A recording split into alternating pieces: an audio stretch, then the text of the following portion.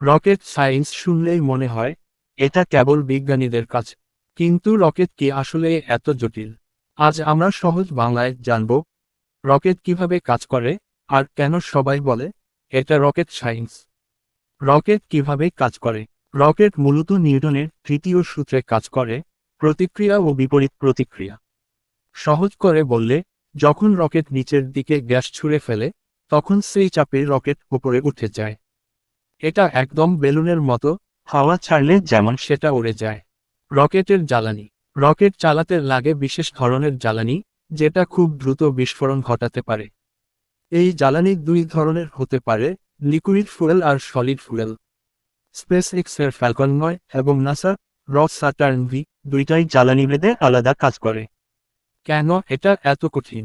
Rocket science এত কঠিন কারণ এখানে প্রতিটা জিনিসের নির্ভুল হিসেব লাগে।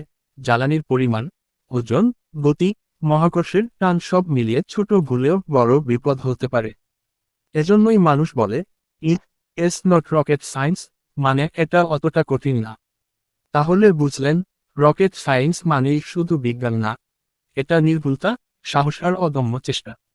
আপনি যদি আজও শিখতে চান নতুন কিছু, তবে সাবস্ক্রাইবও করুন আমাদের চ্যানেল, আর ভিডিওটা শেয়ার করতে ভুলবেন না।